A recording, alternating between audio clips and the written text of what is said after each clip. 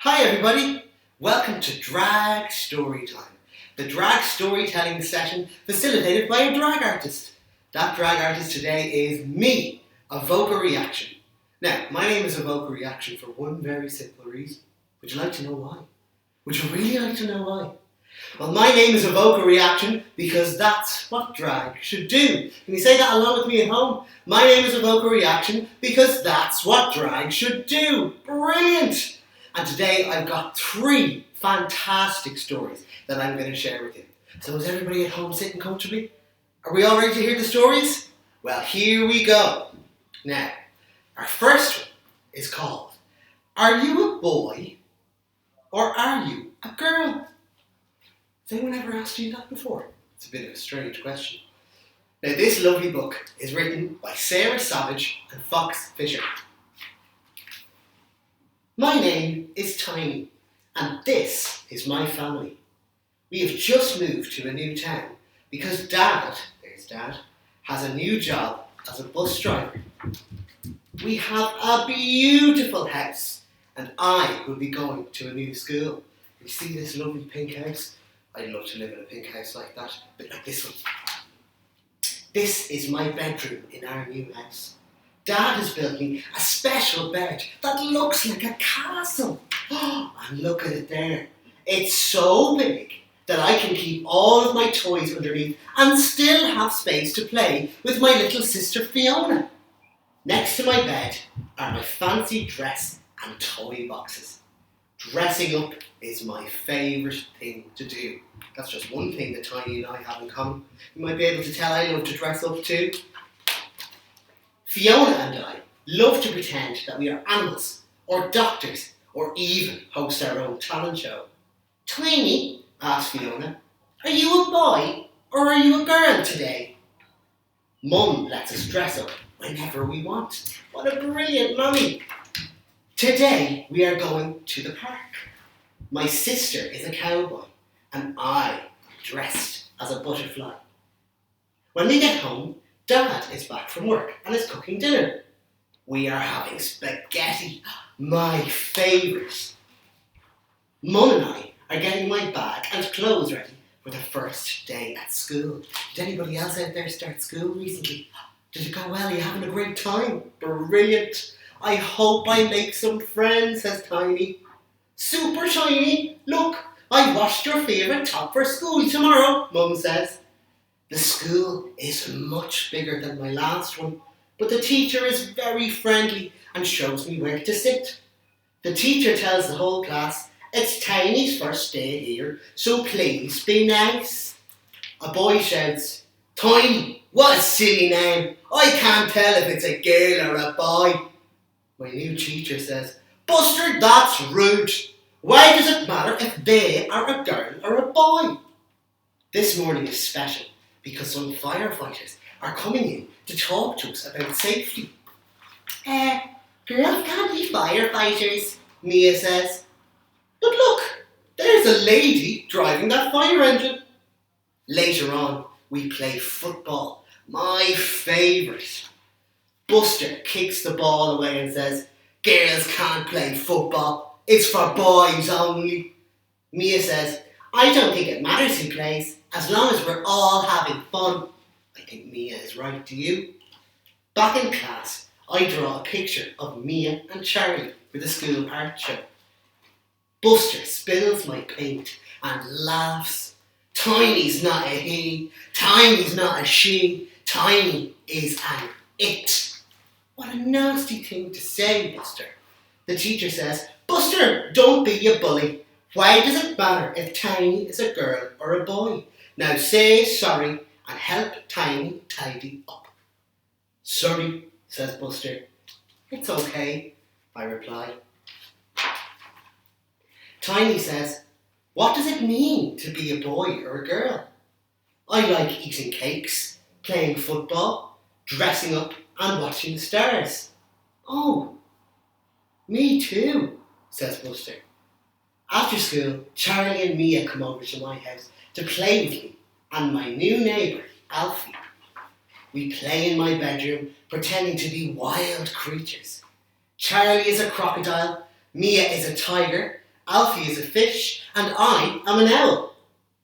As we tidy up and get ready for dinner, Alfie asks me, Tiny, are you a boy or are you a girl? I am me, says Tiny. Now, wasn't that a lovely story? And here are some questions that you might ask your mummy and daddy to chat with you later about. Number 1, how are girls and boys different? Number 2, do you think Tiny is a boy or a girl? Number 3, does it matter if Tiny is a boy or a girl? Should Tiny be allowed to play football and dress up as a fairy? Number 5, what would you ask Tiny if you met them? And number 6, would you like to play with Tiny? I know I would. And that was the story, Are You a Boy or Are You a Girl? And that is by Sarah Savage and Fox Fisher. Now, let's see what we have next. This is a brilliant one. Now, as we all know, Halloween is only around the corner, and this is a very special, very spooky story called Dracula Spectacular. And this is written by Lucy Rowland and Ben Mantle. Here we go. The Draculas lived in a house in the park. It was creaky and crooked and dusky and dark, with midnight black ceilings, an inky black floor, raven black curtains, and a batwing back door. Each day, Mr. Dracula said to his wife, How dreary, how dreadful, how wonderful life. Then later that year came a bundle of joy. A Dracula baby arrived. It's a boy! But as the boy's parents stared into his cot, the boy started grinning and giggling a lot. They both tried to teach him to pounce and to leap, to scare all his teddies, to sneak and to creep. But the Dracula child just giggled with glee, then asked all his teddies to join him for tea. And what did he look like? He wouldn't wear black, no spider boots or a cloak on his back. Then as he grew older, his dad went, At night, you must stick to the shadows, don't go into the light. When Dracula boy flew alone through the street, the children were frightened. Don't bite us, they'd shriek. They jumped from their beds, they trembled and blubbered, and then stood and watched as he browsed through their cupboards. They're lovely, gasped Dracula boy with a titter. He borrowed bright clothes that were covered in glitter. New clothes brought new friends. He was pleased as can be. But the Dracula parents, they didn't agree. They told him, No, son, you must stop this tonight. Go back to the town and give someone a fright. He chose a small window and entered with dread. Then he heard some soft sobbing from under the bed. Who are you? A girl sniffed as she wrinkled her nose. This here is my room. See that sign? It says Rose. I'm Dracula boy, and I'm sorry, he sighed. I don't want to scare you. I shouldn't have tried. Rose huffed. I'm not scared of a boy from the park. I'm only afraid when it comes to the dark. But the dark, smiled Dracula boy, is so pretty. He gazed at the sparkling lights of the city.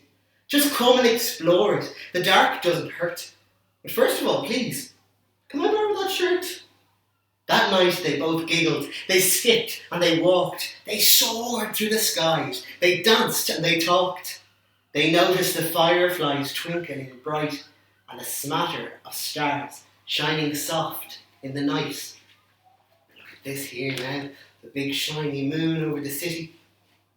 I'm tired, yawned Rose, but this night has been fun. Who knew that the moon could shine bright like the sun? The sun?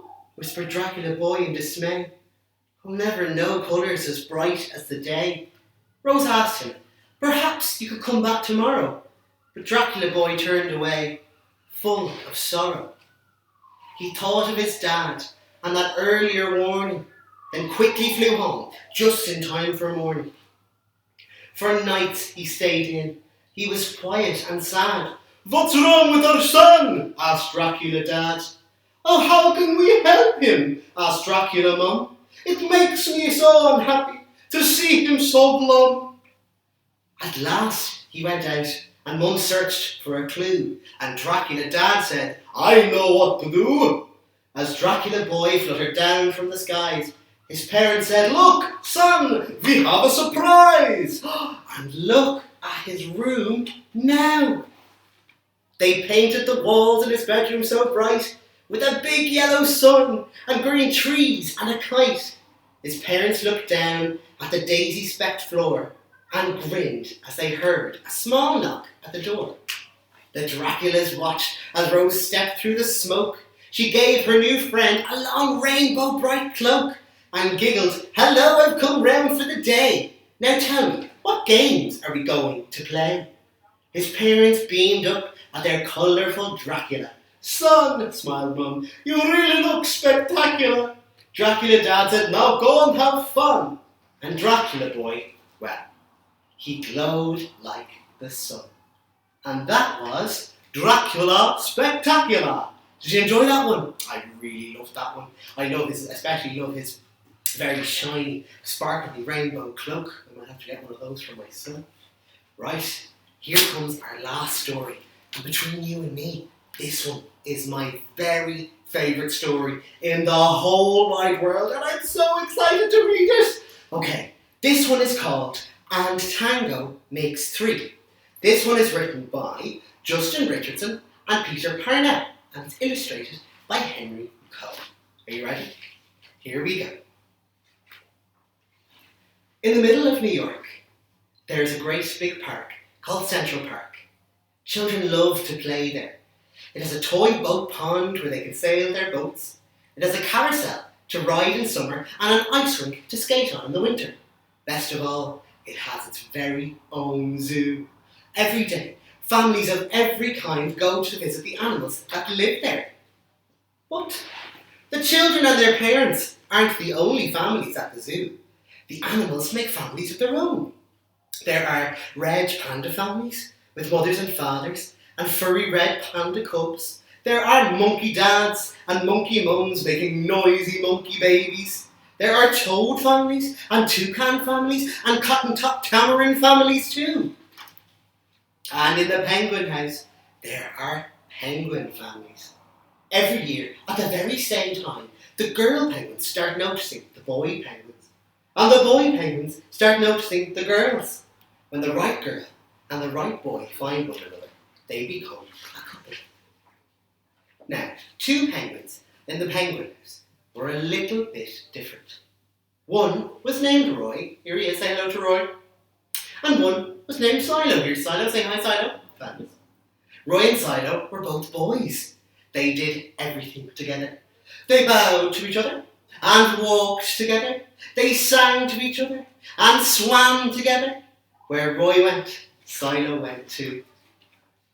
They didn't spend much time with the girl penguins, and the girl penguins didn't spend much time with them. Instead, Roy and Silo wound their necks round each other. Their keeper, Mr. Granzy, noticed the two penguins and thought to himself, they must be in love. Roy and Silo watched how the other penguins made a home, so they built a nest of stones for themselves. Every night, Roy and Silo slept there together, just like all the other penguin couples. And every morning, Roy and Silo woke up together. But one day, Roy and Silo saw that the other couples could do something they could not. The mummy penguin would lay an egg. She and the daddy penguin would take turns keeping the egg warm until finally it would hatch. And then, what would happen? Yes, there would be a baby penguin! Roy and Silo had no egg to sit on and keep warm. They had no baby chick to feed and cuddle and love.